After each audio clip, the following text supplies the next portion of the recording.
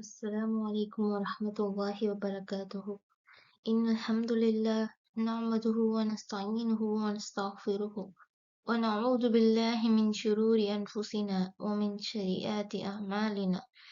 من يهده الله فلا مضل له ومن يضلل فلا هادي له. وأشهد أن لا إله إلا الله وحده لا شريك له وأن محمدا عبده ورسوله. أما بعد. அஸ்ஸலாமு அலைக்கும் வரஹ்மத்துல்லாஹி வபரகாத்துஹு. நம்ம இந்த ஒரு பர்ட்டிகுலர் கோர்ஸ் குர்ஆன் காலேஜ் தமிழ் நம்ம எல்லாருமே எடுத்திருக்கோம். இதோட நோக்கம் என்னன்னு முதல்ல பார்த்தோம்னா, அந்த நேம்லயே உங்களுக்கு தெரியும். It's Quran college class, right? College level of studying. நம்ம நார்மலா ஸ்கூல் லெவல்ல உள்ள படிப்பை வந்து எப்படி சொல்லுவாங்கன்னா, இட்ஸ் மெமரி பேஸ்ட் லேர்னிங்னு சொல்லுவாங்க. பார்ப்போம், ஒண்ணு படிப்போம், மனப்பாடம் பண்ணுவோம். அவ்வளோதான். அதுல என்ன இருக்கு? அத வந்து அண்டர்ஸ்டாண்ட் கூட ஒரு ஹையர் செகண்டரி லெவல்ல அண்டர்ஸ்டாண்ட் பண்ணிப்போம். பட் நம்மளால அத அப்ளை பண்ற மாரியான எஜுகேஷன் இருக்காது. ரைட் தானே?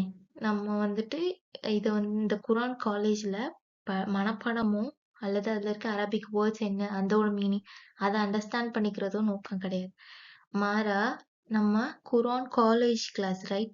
அப்போ காலேஜ் லெவல் ஸ்டடின்னா என்னன்னா, ஒண்ண நம்ம அண்டர்ஸ்டாண்ட் பண்ணி அத அப்ளை பண்ணுவோம். ஸோ அப்ளிகேஷன் பேஸ்ட் லேர்னிங் தான் காலேஜ் லெவல் ஸ்டடி. ஸோ இந்த கோர்ஸோட முக்கியமான நோக்கம், நீங்க படிக்கிறது மட்டும் இல்ல, அந்த நீங்க குர்ஆன்ல இருக்கிற விஷயத்த குர்ஆன்ல என்ன இருக்கு? ஆல்ரெடி வாழ்ந்து காட்டியிருக்காங்க. நம்மளுக்கு முன்னாடி வாழ்ந்த நபிமார்களும், சஹாபாக்களும் உடைய வாழ்க்கை வரலாறு தான் அதுல இருக்கு. ஸோ அத நம்ம லைஃப்ல எப்படி வந்துட்டு அப்ளை பண்ண போறோம். நம்ம வாழ்க்கை அப்படியே அவங்கள மாரி இருக்காது. ஆனா, அதிலேயே எல்லாமே சொல்லப்பட்டிருக்கு.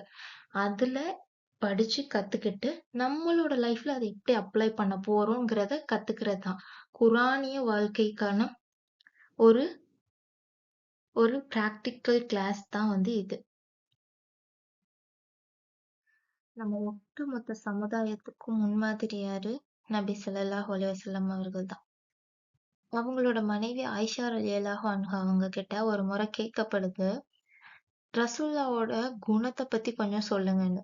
அப்ப ஆயிஷா ரலியல்லாஹு அன்ஹா அவங்க சொல்றாங்க, உங்களுக்கு குர்ஆன் தெரியும் தானே? அந்த குர்ஆன் தான் ரசூலுல்லாவோட குணமாகவே இருந்தது அப்படின்னு சொல்றாங்க.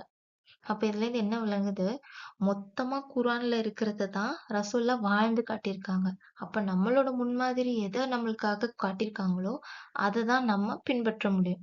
நம்மளால ரசூல்லாவ நேர்ல பார்த்து, அவங்க பண்றத நேர்ல பார்த்து கத்துக்கிறதுக்கான வாய்ப்பு நமக்கு கிடையாது.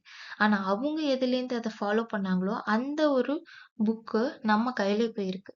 அப்போ நம்ம அத படிச்சு, அத நம்ம லைஃப்ல இம்ப்ளிமெண்ட் பண்றது தான் நம்மளோட முதன்மையான நோக்கமா இருக்க முடியும். அப்படிதானே? இப்போ வந்து நம்ம வந்து அந்த விஷயத்த கத்துக்கிட்டு இம்ப்ளிமெண்ட் பண்றோம் அப்படித்தானே? நாம இம்ப்ளிமெண்ட் பண்ற விஷயத்த மட்டும் தான் மத்தவங்களுக்கு எத்தி வைக்கணும். அப்படிதானே? நாமளே ஒரு விஷயத்த செய்யாம இன்னொருத்தவங்களுக்கு அத எத்தி வைக்க முடியுமா? முடியாது. பண்ணக்கூடாது. இது நம்ம குர்ஆன்ல 2வது அத்தியாயம் 44வது வசனத்துல, நீங்கள் வேதத்தை வாசித்துக் கொண்டு உங்களையே நீங்கள் மறந்துவிட்டு மக்களுக்கு நன்மையை ஏவுகிறீர்களா? சிந்திக்க மாட்டீர்களா? அப்படின்னு அல்லாஹ் கேட்கிறான். கரெக்ட் தானே? நீ முதல்ல ஒரு விஷயத்த பண்ணணும். அப்புறம் தான் அடுத்தவங்களுக்கு அதை எத்தி வைக்கணும். நீயே பண்ணாம அடுத்தவங்களுக்கு எத்தி வச்சேன்னா, உன்னோட நிலைமை என்ன? அப்படின்னு ஒரு ஹதீஸ்ல ரசூலுல்லாஹ் சொன்னதா வருது. என்ன சொல்லியிருக்காங்க ரசூலுல்லாஹ் வந்து, ஒருத்தர் வந்து நரகத்துல குடல்கள் வெந்து கழுதை வந்து செக்க சுத்துற மாரி சுத்தி வருவாங்களாம். அப்போ நரகவாசிகள்லாம் கேக்குறாங்க, நீங்க எப்படி நரகத்துக்கு வந்தீங்க? நாங்க வாழ்றப்போ எங்களுக்கு நன்மையை எதுன்னு சொல்லி தந்து, தீமையை தடுக்கணுங்கிறதையும் எங்களுக்கு கத்து தந்தவங்களாச்சே, நீங்க எப்படி நரகத்துக்கு வந்தீங்க? அதுக்கு அவர் சொல்லுவாராம், உங்களுக்கு நான் எல்லாமே சொன்னேன். நன்மையை ஏவணும், தீமையை தடுக்கணும்னு எல்லாமே சொன்னேன். ஆனா அதுல எதையுமே நான் பண்ணல அப்படின்னு. நம்ம முதல்ல எத கத்துக்கிட்டோமோ, அத நம்ம வாழ்க்கையில அத செய்யணும். அத செஞ்சுட்டு மத்தவங்களுக்கு எத்தி வைக்கணும். புரிஞ்சுதா? இது முதல் விஷயம். 2வது, நம்ம எது பண்றதா இருந்தாலும் பிறர் என்ன பார்க்குறாங்க, மத்தவங்க என்ன பார்க்குறாங்கங்கிறதுக்காக வேண்டி செய்யாம, உண்மையா நம்மளோட எண்ணம் எப்படி இருக்கணும்? இறைவனுக்காக, இறைவனுக்கு பயந்து, அப்படிங்கிற ஒரு உள் அது என்ன சொல்லுவாங்க? கான்ஷியஸோட தான் அந்த வேலைய பார்க்கணும். சும்மா ஏனா தானோன்ட்டு மத்தவங்க பார்க்குறாங்கன்ட்டும் பண்ணக்கூடாது. தன்னையே அறியாம ஏதோ ஒண்ணு பண்றோம், கடமைக்குன்னு தொழுவுறோம் அப்படின்னும் தொழக்கூடாது. இப்ப நெறைய பேர் நம்ம அப்படிதான் தொழுறோம். எல்லாருமே. அபூ ஹுரைரா ரலியல்லாஹு அன்ஹு அவங்க கிட்ட ஒருத்தவங்க வந்துட்டு கேட்கறாங்க, நபி ஸல்லல்லாஹு அலைஹி வஸல்லம் அவர்கள் உங்களுக்கு கத்து தந்த ஏதாச்சும் ஒரு ஹதீஸ எங்களுக்கு சொல்லித் தாங்கன்னு சொல்லிட்டு. அப்ப அபூ ஹுரைரா ரலியல்லாஹு அன்ஹு அவங்க வந்து ஒரு ஹதீஸ் சொல்றாங்க. என்ன அந்த ஹதீஸ்னா, மறுமை நாள்ல முதல்ல மக்கள்ல தீர்ப்பு வழங்கப்படுவது யாருக்குன்னா, யாருக்கு? இறை வழியில அல்லாஹ்வுக்காக உயிர் தியாகம் செஞ்சவங்களுக்கு. அப்போ அல்லாஹ் வந்து அவங்கள கூப்பிட்டுட்டு, அவங்களுக்கு என்னென்ன அருட்கொடைகள தான் குடுத்தேன் அப்படிங்கிறத எடுத்து சொல்லி, நீங்க இந்த அருட்கொடைகள உலகத்துல எப்படி பயன்படுத்துனீங்க? எந்த முறையில செலவிட்டீங்க? அப்படின்னு சொல்லி கேட்பானாம். அப்போ அவங்க என்ன பதில் சொல்லுவாங்க, "நான் உனக்காக உயிர் தியாகம் செஞ்சேன்" அப்படின்ட்டு. இல்ல. உன்னோட எண்ணம் அதுவாக இல்ல. மக்களுக்காக அவங்க உன்ன பாராட்டணுங்கிற ஒரு எண்ணத்துக்காக மட்டும் தான் நீ உயிர் தியாகம் செஞ்ச. நீ நெனச்ச விஷயம் நடந்துருச்சு. நீ உனக்கான விஷயம் நடந்துருச்சு. நீ எங்க போணுமோ அங்க போ அப்படின்னு சொல்லிட்டு, அவன தூக்கி என்ன பண்ணிருவாங்க? நரகத்துல போட்டுருவாங்க. ஸோ இதுக்கப்புறம் யார் வருவான்னா, அ கல்வி தானும் கற்று பிறருக்கும் கற்றுக் கொடுத்த ஒரு மார்க்க வருவாங்க. அவங்ககிட்ட எல்லாம் தான் என்னெல்லாம் குடுத்துருக்கேன், நீ அத எந்த முறையில செலவிட்டுருக்க அப்படின்னு சொல்லி கேட்கிறப்போ, நான் வந்து எல்லாருக்குமே கல்விய நானும் கற்று பிறருக்கும் கற்றுக் கொடுத்தேன். எல்லாமே உனக்காக தான் பண்ணேன் அப்படின்னு சொல்றப்போ, இல்ல உன்ன மக்கள் வந்து அறிஞர்ன்னு பாராட்டணுங்கிற ஒரு பாராட்டுக்காக தான் நீ அத பண்ண. அந்த இது உனக்கு அந்த உலகத்திலே கிடைச்சிருச்சு. இப்போ நீ நரகத்துக்கு போன்னு சொல்லி அவனையும் போட்டுருவாங்க.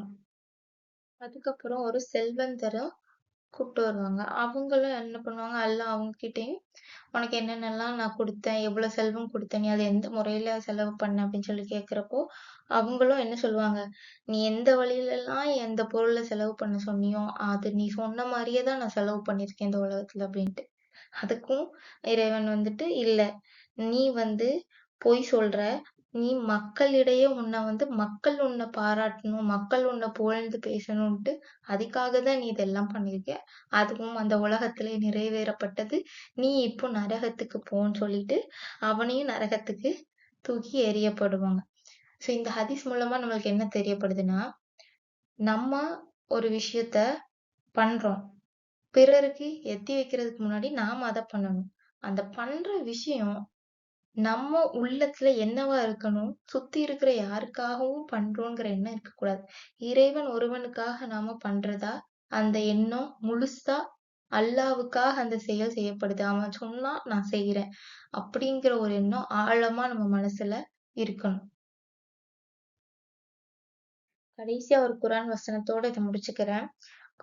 அல் குர்ஆன் 62வது அத்தியாயம் 5வது வசனம். தௌராத் வழங்கப்பட்டு, பின்னர் அதைக் கடைப்பிடிக்காமல் இருந்தவர்களின் எடுத்துக்காட்டு, புத்தகங்களைச் சுமக்கும் கழுதையைப் போன்றதாகும். அல்லாஹ்வின் வசனங்களைப் பொய்யெனக் கூறும் கூட்டத்திற்கான எடுத்துக்காட்டு மிகக் கெட்டது. அநியாயக்கார கூட்டத்திற்கு அல்லாஹ் நேர்வழி காட்ட மாட்டான். இதுல என்ன சொல்றாங்க? நம்மளுக்கு முன்னாடி நமக்கு குர்ஆன் வழங்கப்படுறதுக்கு முன்னாடி நெறைய வேதங்கள் இறக்கப்பட்டுச்சு அப்படித்தானே?